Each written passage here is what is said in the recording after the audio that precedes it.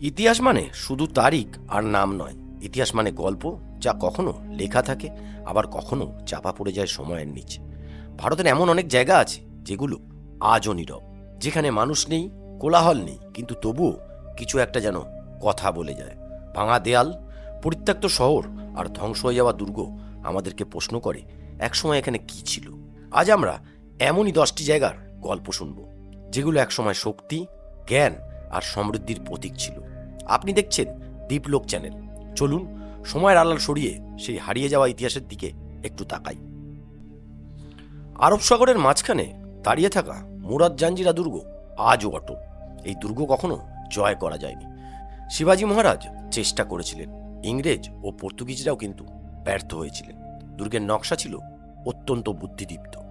দূর থেকে এর প্রবেশদ্বার দেখা যেত না। চারপাশে লবণাক্ত জল থাকলেও দুর্গের ভেতর ছিল কিন্তু মিষ্টি জলের উৎস। আজও সেই কুয়োগুলো কিন্তু আছে। দুর্গের ভেতরে রাখা কামানগুলো দেখে মনে হয় যেন যুদ্ধ এখনো শেষ হয়নি। বলা হয় সিদ্ধি যোদ্ধাদের আত্মা আজও এই দুর্গ পাহারা দেয়। মুরাদ জাঞ্জিরা আমাদেরকে শেখায় সঠিক পরিকল্পনা হলে অজেয় হওয়া সম্ভব। লখপত একসময় ছিল কচ্ছ অঞ্চলের সবচেয়ে ধনী শহর। সিন্ধু নদীর তীরে গড়ে ওঠা এই শহর ছিল আন্তর্জাতিক বাণিজ্যের কেন্দ্র। বিদেশি জাহাজ আসতো, ব্যবসা হতো দূর দূরান্তর দেশের সাথে। গুরু নানক এখানে এসেছিলেন, কিন্তু 1819 সালে এক ভয়াবহ ভূমিকম্পে সবকিছুকে বদলে দেয়। নদী তার পথ বদলে ফেলে। জল ছাড়া শহর বাঁচতে পারে না।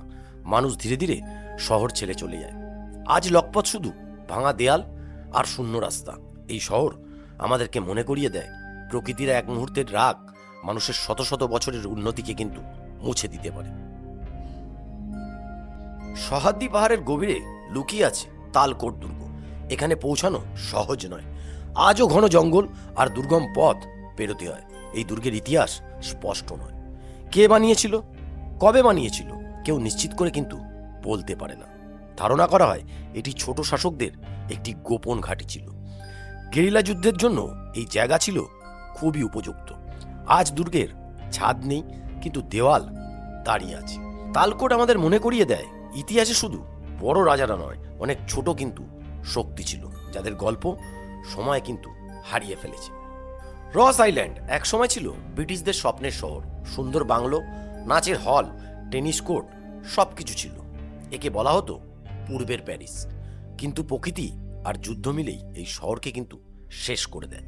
প্রথমে ভূমিকম্প, পরে দ্বিতীয় বিশ্বযুদ্ধে জাপানিদের দখল। যুদ্ধ শেষে ব্রিটিশরা আর ফিরে আসেনি। আজ এই দ্বীপ পুরোপুরি জঙ্গলে ঢাকা। গাছের শিকড় পুরনো দালানগুলিকে গ্রাস করে ফেলেছে। রস আইল্যান্ড প্রমাণ করে মানুষ যতই শক্তিশালী হোক, শেষ কথা বলে প্রকৃতি।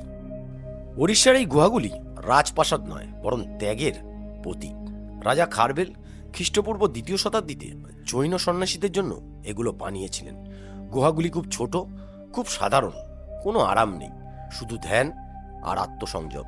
দেয়ালে খোদাই করা আছে রাজা খারবেলের জীবন আর জৈন ধর্মের শিক্ষা। আজও এখানে দাঁড়ালে এক অদ্ভুত শান্তি অনুভূত হয়।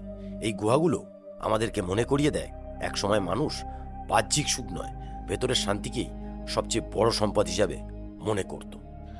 রাজগীর ছিল প্রাচীন মগধ সাম্রাজ্যের রাজধানী। এখানে থাকা পাথরের দেয়ালগুলো আজও অটল, কোনো সিমেন্ট ছাড়াই। কিংবদন্তি আছে ভীম নিজে হাতে এই দেয়াল বানিয়েছিলেন। এখানেই বন্দী ছিলেন রাজা বিম্বিসার। তিনি দূরের পাহাড়ে বসে ভগবান বুদ্ধকে দর্শন করতেন। রাজগীরে বুদ্ধ এবং মহাবীর দুজনেরই কিন্তু পদচিহ্ন আছে। আজ এই জায়গা শান্ত, কিন্তু বাতাসে এর ইতিহাস ভাসে। রাজগীর আমাদেরকে শেখায় শক্তি আর আধ্যাত্মিকতা একসাথে চলতে পারে। রাখিগিরি হলো সিন্ধু সম্পদের সবচেয়ে বড় শহর। প্রায় 5000 বছর আগে এখানকার মানুষ ছিল আশ্চর্য রকমের আধুনিক। পাকা ঘর, সোজা রাস্তা, উন্নত নিকাশি ব্যবস্থা। এখানে পাওয়া কঙ্কাল আর ডিএনএ আমাদের অতীত সম্পর্কে নতুন প্রশ্ন তুলেছে। কিন্তু সবচেয়ে বড় রহস্য, এই সভ্যতা হঠাৎ কেন হারিয়ে গেল? বন্যা, রোগ, নাকি নদীর শুকিয়ে যাওয়া? আজও উত্তর নেই। রাখিগিরির মাটি নীরব, কিন্তু সে অনেক কিছু জানে। চম্পারণে ছিল এক রাজকীয় শহর। সুলতান মাহমুদ বেগরা এটি গড়ে তুলেছিলেন। এখানে হিন্দু ও ইসলামী স্থাপত্য পাশাপাশি দাঁড়িয়ে আছে। কিন্তু যুদ্ধ এই শহরের ভাগ্যকে বদলে দেয়। আক্রমণের ভয় জোহরের গল্প আজও শোনা যায়। এরপর শহরটি পরিত্যক্ত হয়। আজ এটি ইউনেস্কো ওয়ার্ল্ড হেরিটেজ সাইট। ভাঙা প্রাসাদ, নীরব মসজিদ মনে করিয়ে দেয় যুদ্ধ শুধু মানুষ নয়, শহরকেও কিন্তু হত্যা করে। নালন্দা ছিল জ্ঞানের আলো, বিশ্বের প্রথম বিশ্ববিদ্যালয়গুলির মধ্যে একটি।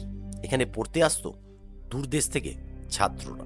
ধর্মের পাশাপাশি বিজ্ঞান, চিকিৎসা আর দর্শন শেখানো হতো।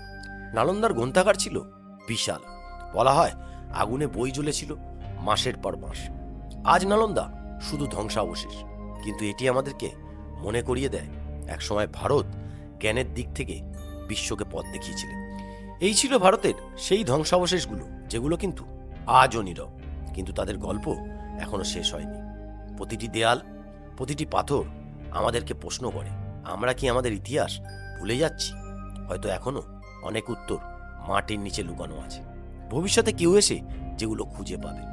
আপনি যদি এই রহস্যযাত্রায় আমাদের সাথে থাকতে চান, দীপলোক চ্যানেলটিকে সাবস্ক্রাইব করুন, কারণ ইতিহাস কখনো মরে না, সে শুধু অপেক্ষা করে কেউ তার কথা শুনবে।